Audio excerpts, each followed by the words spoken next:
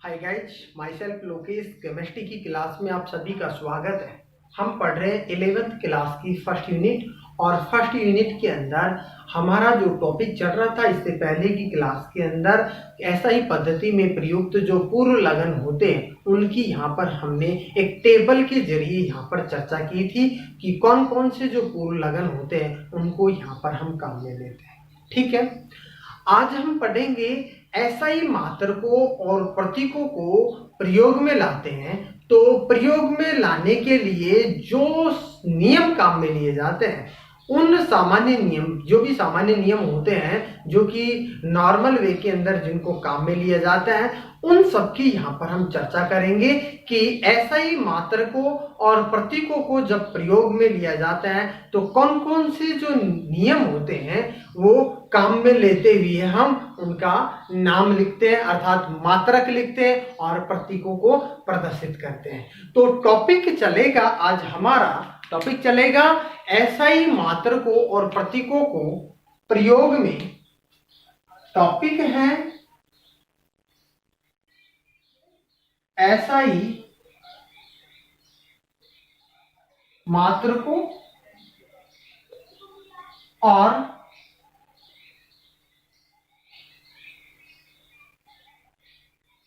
प्रतीकों को, जो SI मात्रक होते हैं और प्रतीक होते हैं उनको प्रयोग में लेने के लिए सामान्य नियम। प्रयोग में लेने के लिए, प्रयोग में लेने के लिए सामान्य नियम।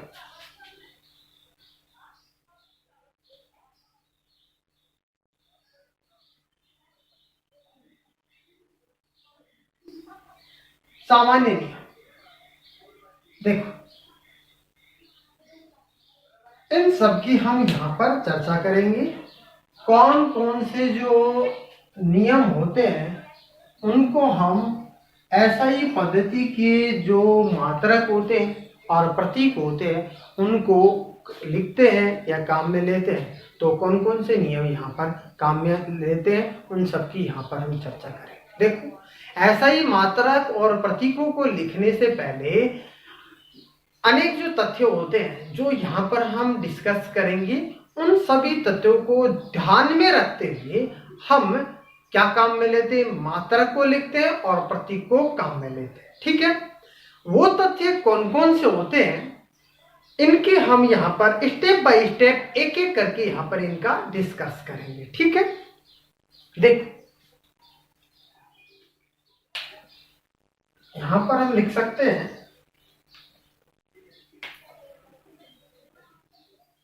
निम्न तथ्यों को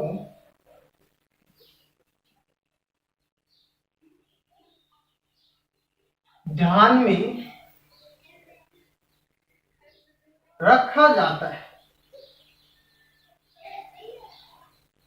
अनेक तथ्य होते हैं उनको ध्यान में रखा जाता है। नंबर 1 की बात करेंगे। देख, कोई भी मात्रक होता है, मात्रक को यदि किसी भी व्यक्ति के नाम से शुरू किया जाता है, अर्थात व्यक्ति के नाम से सूचित किया जाता है, तो उसके दौरान जो प्रतीक होता है तो प्रतीक को बड़े अक्षर से प्रदर्शित किया जाता है। ठीक है, देखो SI मात्रक के अंदर जो SI मात्रक को किसी व्यक्ति के नाम से शुरू किया जाता है तो उसके दौरान जो प्रतीक होता है उसको बड़े अक्षर से क्या किया जाता है, प्रदर्शित किया जाता है। और जब हम मात्रक का पूरा नाम लिखते हैं तो हम उस बड़े अक्षर को कैपिटल ना लिख करके उस अक्षर का, मतलब उस अक्षर को छोटे नाम से ही शुरू करते हैं। अर्थात जो नाम होता है, नाम के अंदर जो बड़ा लेटर होता है उसको कंप्लीट नाम लिखते हैं तो बड़ा लेटर वो नहीं रहता है। कंप्लीट नाम के अंदर वो स्मॉल लेटर के अंदर जो टोटल जो वर्ड होते हैं वो स्मॉल लेटर के अंदर हम लिखते हैं। अर्थात टोटल जो लेटर होते हैं उन सबको हम स्मॉल लिखते हैं। अर्थात देखो, यदि हम नियम की चर्चा करें तो यहां पर हम लिख सकते हैं, जब मात्रक को किसी व्यक्ति के नाम से, मात्रक को किसी व्यक्ति के नाम से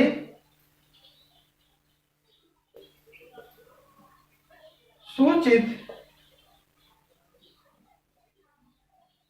किया जाता है तो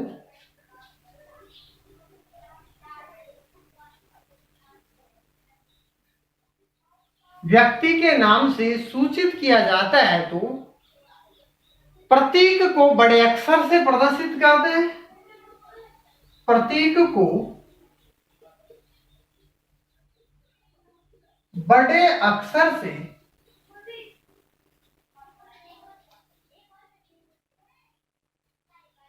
प्रदर्शित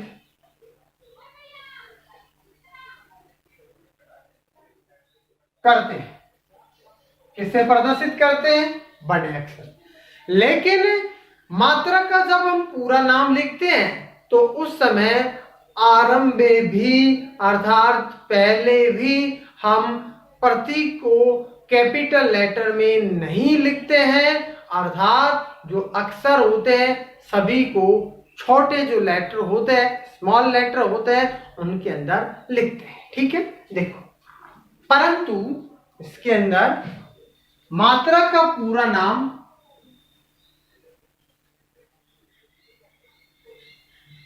मात्रक का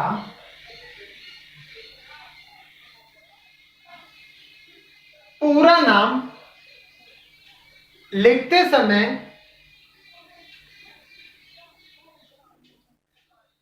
समय आरंभ में भी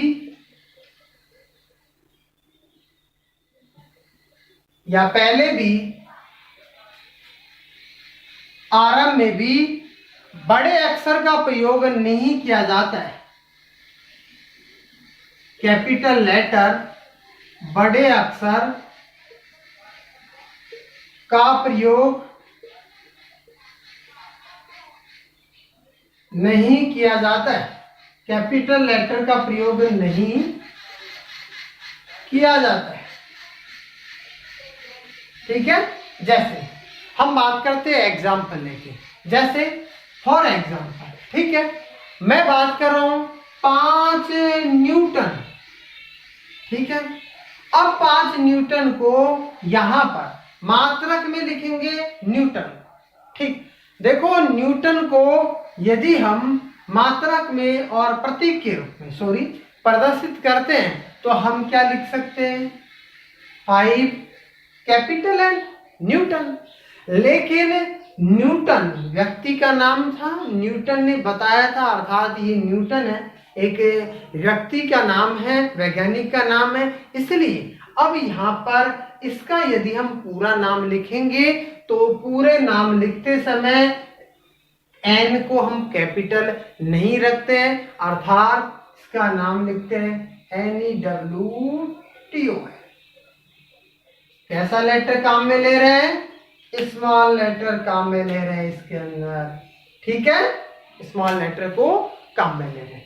नेक्स्ट, दूसरा नियम, जो मात्रक होता है, मात्रक को हमेशा एक वचन के अंदर ही लिखा जाता है। दूसरा नियम, मात्रक को हमेशा कैसे लिखा जाता है? एक वचन में ही लिखा जाता है। जैसे फॉर एग्जाम्पल मैं बात करता हूं 20 सेकंड। ठीक है, तो सेकंड है, सेकंड क्या है? मात्रक है। ठीक है, 20 संख्या है तो 20 सेकंड, सेकंड मात्रक है, तो हम मात्रक को एक वचन में लिखेंगे, अर्थात सेकंड ही लिखेंगे, ना कि 20 सेकंड्स, अर्थात ऐसे नहीं लगाते हैं। अर्थात जो मात्रक होता है उसको केवल व केवल एक वचन में लिखा जाता है। यदि हम ऐसे लगाते हैं तो क्या बन जाता है? बहुवचन। तो हम मात्रक को हमेशा हमेशा एक वचन में ही लिखते हैं। ठीक है, नंबर 2 नियम, नंबर 2, मात्रक को मात्रा को हमेशा या एक वचन में ही लिखते हैं, सदैव या हमेशा एक वचन में ही लिखते हैं।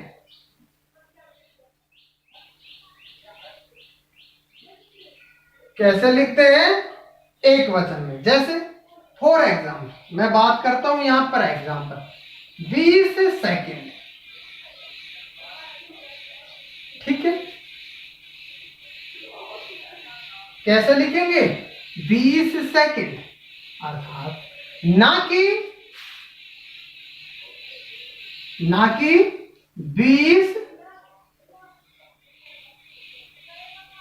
और एस, इस प्रकार से हम नहीं लिखते हैं, ना कि 20 सेकेंड्स, अर्थात एस नहीं लगाते हैं। ये एस नहीं लगाते हैं, एस लगाते हैं तो क्या बन जाता है? बहुवचन। दो नियम हो गए।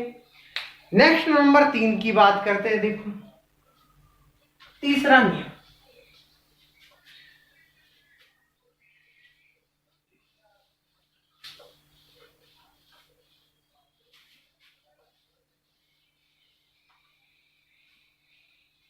नंबर 3, जब प्रतीक होता है, प्रतीक के बाद बिंदु का प्रयोग नहीं किया जाता है। कोई भी मान लिखते हैं, मान के पीछे हम क्या लगाते हैं? प्रतीक लगाते हैं।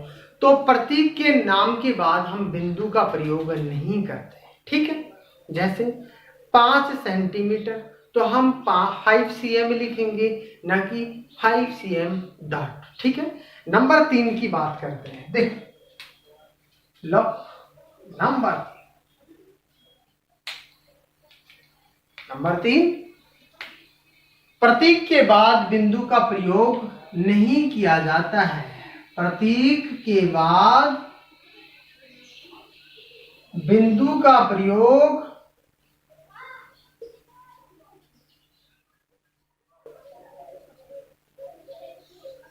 नहीं किया जाता है।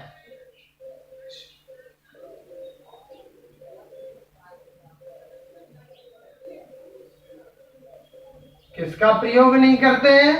बिंदु का प्रयोग। फॉर एग्जाम्पल देखो, एग्जाम्पल हम एग्जाम्पल की बात करते हैं 10 सेंटीमीटर, ठीक है। ये 10 सेंटीमीटर ये है। अब हम इसको ऐसे लिखेंगे 10 सेंटीमीटर, ना कि 10 सेंटीमीटर और ये डॉट, ऐसे नहीं। अर्थात ये क्या है? इस प्रकार से हम लिखते हैं। ये क्या है? रॉन्ग है, ठीक है। ये राइट, ये रॉन्ग। नेक्स्ट नंबर 4 की बात करते हैं। चौथा नियम, चौथे नियम की हम चर्चा करते हैं। जो पूर्व लगन लिखा जाता है और प्रतीक लिखा जाता है, उनके बीच में हम स्पेस नहीं देते। अर्थात जो पूर्व लगन और जो प्रतीक होता है, उनके बीच में हम क्या नहीं देते? स्पेस नहीं देते, ठीक है। जगह नहीं छोड़ती है, ठीक है। तो देखो नंबर 4, पूर्व लगन और प्रतीक के बीच, पूर्व लगन और प्रतीक के बीच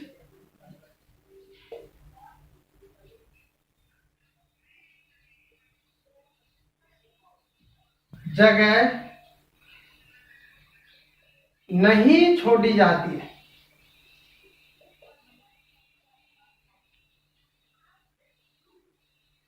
क्या नहीं की जाती है? जगह नहीं छोड़ी जाती है। फॉर एग्जाम्पल देखो कैसे, यहां पर बात करते हैं एग्जाम्पल की। जैसे मैं चर्चा करूं 1 मिली सेकेंड, 1 मिली सेकेंड, ठीक है। तो इसको हम कैसे लिखेंगे? 1 ms, ठीक है। 1 मिली सेकेंड मिली और सेकंड के बीच स्पेस नहीं होना चाहिए, दोनों को क्या करते हैं, एक साथ लिखते हैं। ठीक है, नेक्स्ट जो नियम है नंबर 5 की बात करते हैं। नंबर 5 देख लो, नंबर 5 5वें नियम की हम चर्चा करते हैं। जो व्युत्पन्न मात्रक होता है, व्युत्पन्न मात्रक को लिखते समय हम ऋणात्मक घात होती है उसको अधिक प्रायोरिटी देते हैं। ठीक है, कैसे, जैसे व्युत्पन्न मात्रक का मतलब ये होता है एक साथ दो मात्रक काम में लिए जाए, न्यूटन प्रति मीटर स्क्वायर। ठीक है, ऐसे इस प्रकार से हम काम में लेते हैं, तो ये व्युत्पन्न मात्रक होते हैं। जो व्युत्पन्न मात्रक को हम काम में लेते हैं तो उसके दौरान जो ऋणात्मक घात होती है, नेगेटिव जो चार्ज पाए जाते हैं अर्थात ऋणात्मक जो घात पाई जाती है, उसको हम क्या करते हैं, प्राथमिकता देते हैं, अर्थात फर्स्ट प्रायोरिटी हम नेगेटिव घात को देते हैं। ठीक है, कैसे, हम यहाँ पर देखेंगे, एग्जाम्पल लेंगे। तब देखो नंबर 5 व्युत्पन्न मात्रक लिखते समय,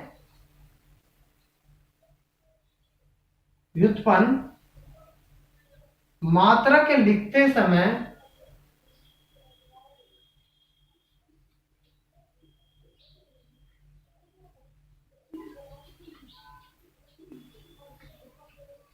ऋणात्मक घात को प्राथमिकता, ऋणात्मक घात को प्राथमिकता दी जाती है।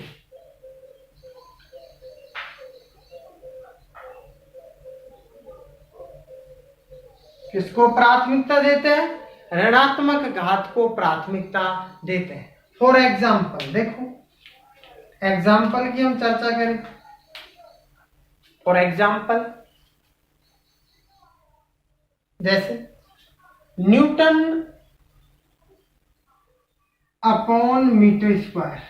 ठीक है, ये तो ये है, और एक होता है न्यूटन मीटर इनवर्स स्क्वायर या न्यूटन मीटर स्क्वायर इनवर्स। ठीक है, तो हम इसको प्रायोरिटी अधिक देते हैं ना कि इसको। ठीक है, इसको प्रायोरिटी कम देते हैं या फिर इसको हम इस आधार पर लिखते, इस आधार पर नहीं लिखते। ठीक है, कैसे, देखो अब इसके अंदर ये है और ये, इसमें ऋणात्मक मान आ रहा है यहाँ पर m⁻², तो हम ऐसे इसको क्या करते हैं, प्रायिकता ज्यादा देते हैं। नेक्स्ट हम नियम की बात करते हैं, नंबर 6 की बात करते हैं। देखो नंबर 6 लास्ट नियम है, ये मात्रकों और प्रतीकों को प्रयोग में लेने का जो ये नियम है और लास्ट नियम है। जो हम परम ताप को काम में लेते हैं, तो परम ताप को काम में लेते समय हम उसको डिग्री का प्रयोग नहीं करते हैं। जैसे हम कोई भी मान है, किसी भी मान को हम परम ताप के रूप में लिख रहे हैं, तो हम फिर वहां पर डिग्री का प्रयोग नहीं करते हैं, कि ऐसे नहीं कह सकते कि ये डिग्री केल्विन, डिग्री केल्विन के अंदर नहीं मापते हैं, केवल केल्विन के अंदर मापेंगे। कब, परम ताप का हम प्रयोग कर रहे हैं। तो देखो परम ताप के संदर्भ में यदि हम बात करें तो नंबर 6 परम ताप के संदर्भ में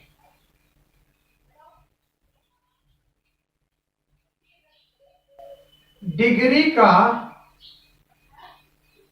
प्रयोग नहीं किया जाता है।